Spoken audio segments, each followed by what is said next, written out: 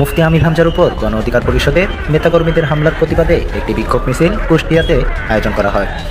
শোনা চায়, দেশ জনতা শান্তি চায়, চতুর্দিকে শোনা চায়। এখন থেকে আর কোনোদিন কেউ যদি জামাত ইসলামের শিবিরের উপরে এরকম উল্টা পাল্টা ট্যাগ দেয়, আমি ঘোষণা দিলাম ওইগুলো এরকম বাবা মাহির সন্তান। আমরা সরকারকে বলবো, সংসদে অনেক মিথ্যাচার করেছেন, জনগণের সামনে আপনাদের মুনাফিকি চরিত্র স্পষ্ট হয়ে পড়েছে। এখন হলো গদি আমাদের টান দেওয়ার সুযোগ এসেছে। আমরা স্পষ্ট জানিয়ে দিতে চাই, গ্যাস দে, বিদ্যুৎ দে, নইলে গদি ছাইরা দে। আপনাদের পরিকল্পনা যদি আগামী 3 মাসের মধ্যে সমস্যার সমাধান করে দিতে পারে, তাহলে আমি আপনাদের পরিকল্পনায় গ্রহণ করব। চ্যালেঞ্জ ছড়ে দিলাম, বাদ দেন 3 মাস, আরো 3 মাস আমি তাদেরকে দিলাম। যদি 6 মাসের মধ্যে তারা সমস্যার সমাধান করতে পারে, তাহলে তাদের প্রত্যেকটি পরিকল্পনা আমরা বাস্তবায়ন করব। বিদ্যুৎ সমস্যার সমাধানে প্রধানমন্ত্রী তারেক রহমানের দেওয়া চ্যালেঞ্জ গ্রহণ করেছেন জাতীয় নাগরিক পার্টি এনসিপি দক্ষিণাঞ্চলের মুখ্য সমন্বয়ক হাসনাত আব্দুল্লাহ। একই সঙ্গে সমস্যার সমাধানে 4টি প্রস্তাব উত্থাপন করেছেন কুমিল্লা 4 আসনের এই সংসদ সদস্য। দেশের চাঁদাবাজি আগের তুলনায় আরো বেড়েছে। এখন তো মন্ত্রীদের ছেলেরাও নাকি দুর্নীতি করছে বিভিন্ন মন্ত্রণালয় থেকে। বাপের দোয়া মায়ের দোয়া কমিটি হচ্ছে। ফলে এই সরকারকে আমরা একটা প্রতারক সরকার বলতে পারি, একটা বিশ্বাসঘাতক সরকার বলতে পারি।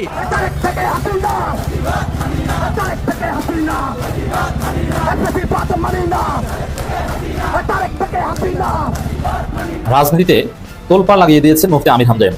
পুরো বাংলাদেশ আমির হামজার হুঙ্কার গর্জনে কাঁপছে। নানান জনে নানান বিশ্লেষণ করছে। এমনকি আমির হামজা এই মুহূর্তে প্রশংসায় ভাসছে।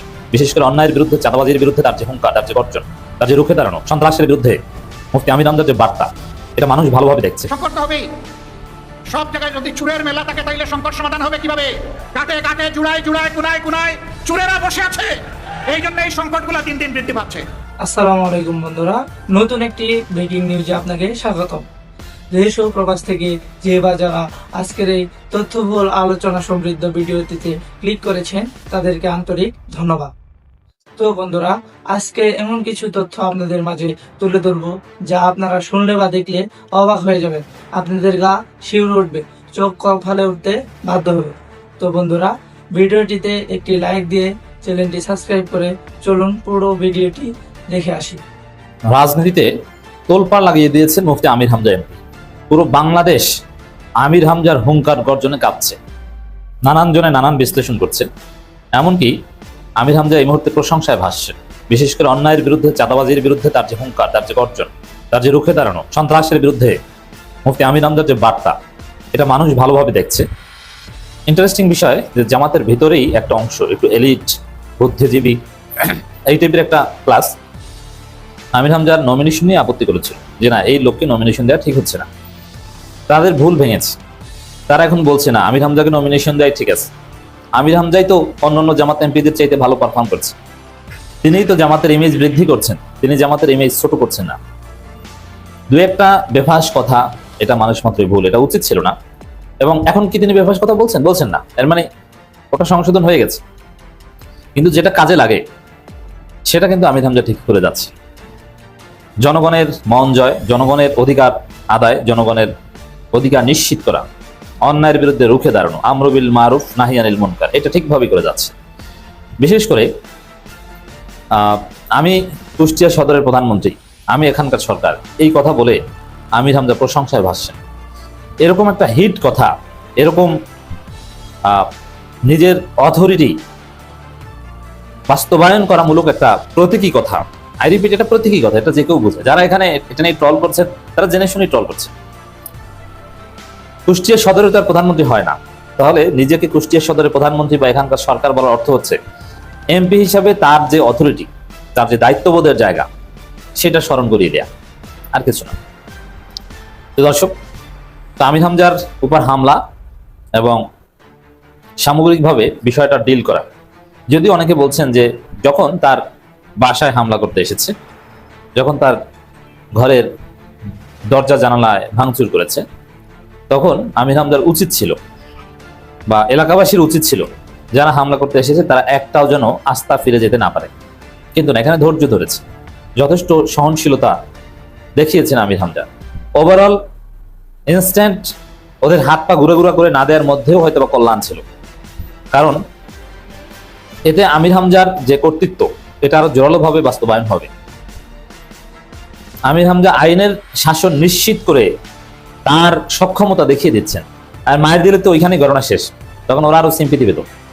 এই জন্য ওদেরকে মাইন না দিয়ে ওদের বিরুদ্ধে বিক্ষোভ মিছিল, মামলা, গ্রেপ্তারের আলটিমেটাম সহ 2 থানার ওসিকে বদলি করানো, এই ঘটনাগুলোর মধ্য দিয়ে আমির হামজা দেশব্যাপী আরো বেশি গ্রহণযোগ্য হয়েছেন এবং অন্যান্য জামাত এমপিদের জন্য একটা এক্সাম্পল হয়ে উঠছেন, অনুসরণীয় হয়ে উঠছেন।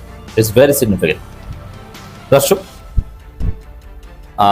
নরম মানুষ, সুরওয়ালা মানুষ, একজন আলেম বক্তা মানে সুরওয়ালা মানুষ, কবি, বক্তা, এরা কখনো কঠিন হৃদয়ের অধিকারী হতে পারে না। তাই এরা যদি কঠোর হয় তাহলে এরা দাওয়াতি কাজ করতে পারে না, এরা কবিতা লিখতে পারে না।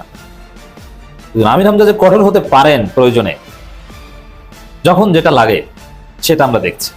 তার মেজাজের মধ্যে একটা ভারসাম্যহীনতা, মানে ভারসাম্য আছে। যখন ঠান্ডা কথা বলা দরকার ঠান্ডা কথা, যখন মেজাজ গরম করার কথা গরম, যখন হুমকি দেওয়া দরকার হুমকি, যখন বোঝানো দরকার বুঝিয়েছে। তো দর্শক, বাংলাদেশে এক এক সময় এক একটা ইস্যু রাজনীতিতে থাকে। এখানে একটা সহজ তুলনা করি। মানিকগঞ্জে সম্ভবত একজন বিএনপি এমপি আক্রান্ত হয়েছে, তার উপর হামলা করেছে।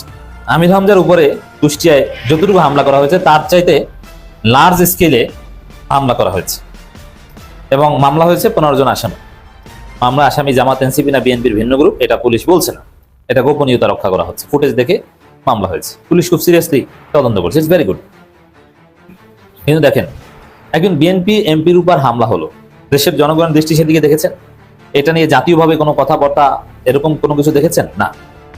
কিন্তু আমির হামজার উপর হামলা, পুরো জাতির দৃষ্টি আমির হামজার দিকে। রাজনীতিতে জাতীয় টপিক জ্বালানি সংকট, গ্যাস সংকট কিংবা বিদ্যুৎ সংকট না, আমির হামজার উপর হামলা করার পর আমির হামজার এই হামলাই হচ্ছে জাতীয় টপিক। এটা হচ্ছে আমির হামজার একটা স্পেশাল আকর্ষণ। সরকার দলীয় এমপি আক্রান্ত হলেও ওইভাবে জাতীয়ভাবে সারা জাগাতে পারে না, যেটা আমির হামজা আক্রান্ত হলে হয়। তো দর্শক,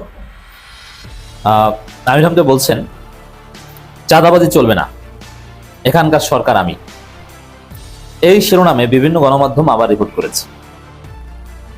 এই যে গাটস, একদিন প্রধানমন্ত্রী হিসেবে নিজেকে দাবি করেছেন যে আমি কুষ্টিয়া সদরের প্রধানমন্ত্রী, প্রতীকী অর্থে ওটা সমালোচনা করেছেন। কিন্তু আমির হামজা এসব ফালতু সমালোচনা গ্রহণ করেন না। তিনি তাকে এখানে সমালোচনা করে একটা গোষ্ঠী চায় আমির হামজাকে এইভাবে উপস্থাপন করতে, আমির হামজার নিজের মনের মধ্যে যেন এরকম একটা দৃষ্টিভঙ্গি ঢুকে যায়, না না না না, আমি আসলে কিছুই না, আমি আপনাদের খাদেম। এখানে মাননীয় প্রধানমন্ত্রী আছেন, বাংলাদেশের প্রধানমন্ত্রী, আশা করি তিনি উন্নয়নে বরাদ্দ রাখবেন, আমি আপনার খেদমত করব। না, এইসব লুতুপুতু খেলা আমির হামজা খেলেন না। ক্লিয়ার কথা, চাঁদাবাজি চলবে না, আমি এখানকার সরকার। এখন আমি এখানকার সরকার এই কথা বলতে যাদের গায়ে লাগে, তারা কি চাঁদাবাজির পক্ষের লোক, বা তারাই চাঁদাবাজ? নইলে তাদের গায়ে লাগে কেন? সমস্যাটা কিন্তু স্পষ্ট। যারা মাদক ব্যবসায়ী তাদের গায়ে লাগে শুধু, কারণ বাংলাদেশের যে সরকার দল, তাদের প্রতিনিধি কুষ্টিয়া যারা আছেন, মানে তাদের দলের, তারা হয় চাঁদাবাজির সাথে জড়িত, নইলে মাদক ব্যবসার সাথে জড়িত। এই কারণে আমির হামজা সরকার হলে তাদের গায়ে লাগে। আমির হামজা সরকার না, এখানে বুঝতে হবে যে সংসদ সদস্য, এখানে 300 আসন। আমির হামজার আসনে আলাদা কোনো বিএনপির এমপি নাই, এমপি একজনেই, মুফতি আমির হামজা। অতএব একজন এমপির যে জুরিসডিকশন পুরোটাই তার, এটা তিনি বলেছেন। এবং প্রধানমন্ত্রীর সাথে ডিলিংস এর দায়িত্ব আমির হামজার।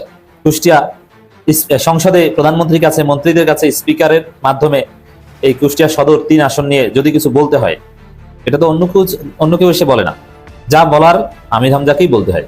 এটি তো সিস্টেম। অতএব আমরা 1000 বার বলবো, কুষ্টিয়া সদরের প্রধানমন্ত্রী প্রতীকী অর্থে আমির হামজা, ওখানকার সরকার মুফতি আমির হামজা।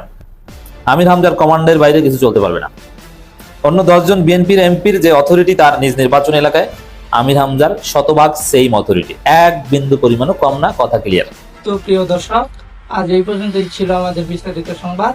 যদি আপনাদের কাছে এই তথ্যগুলো ভালো লেগে থাকে তাহলে আমাদের চ্যানেলটি সাবস্ক্রাইব করে ভিডিওটি একটু শেয়ার করে আমাদের পাশেই থাকবেন।